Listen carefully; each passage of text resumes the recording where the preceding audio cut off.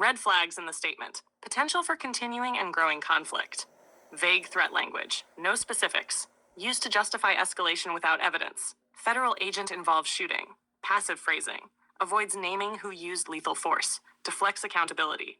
National Guard requested to support deputies so deputies can be reallocated. Mission creep. Indicates broader enforcement actions elsewhere without disclosure. Guard role framed as protecting life and preserving property. Property emphasized early. Historically signals enforcement over civil liberties. Create a secure environment where rights can be exercised safely. Rights framed as conditional on security. Often used to justify restricted zones, curfews, crowd control. Work in support of law enforcement. Blurs civilian versus military roles. Militarization of public space.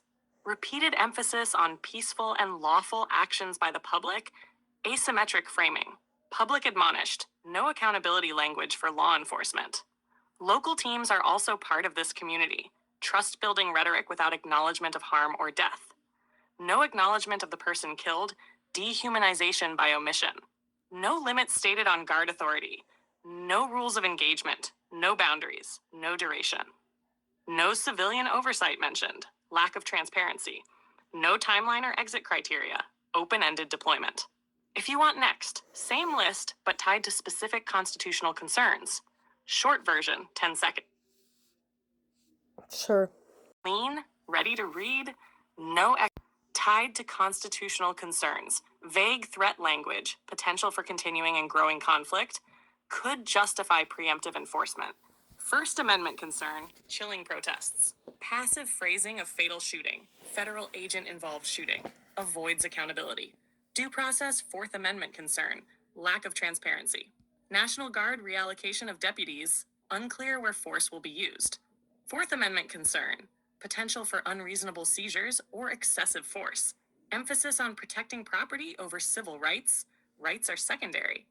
First and Eighth Amendment concern, civil liberties may be deprioritized, punishment risk for homelessness or protest. Rights exercised safely, conditional phrasing. Rights are framed as something allowed, not inherent. First Amendment concern, limits on free speech and assembly. Guard in support of law enforcement, militarization. Fourth Amendment concern, blurred line between civilian oversight and military enforcement. Repeated admonishment of public to remain peaceful and lawful, asymmetric framing.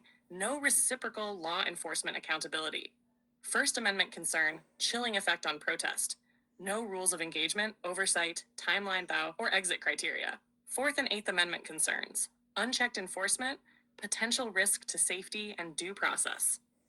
Ultra short version, 10 seconds. Red flags, vague threat language, passive phrasing of shooting, National Guard deployment unclear, property prioritized over rights, public told to obey, no accountability for police, no rules, limits, or oversight.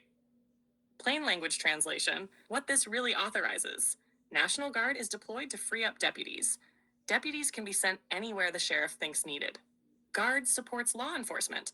They act under police direction, not independently.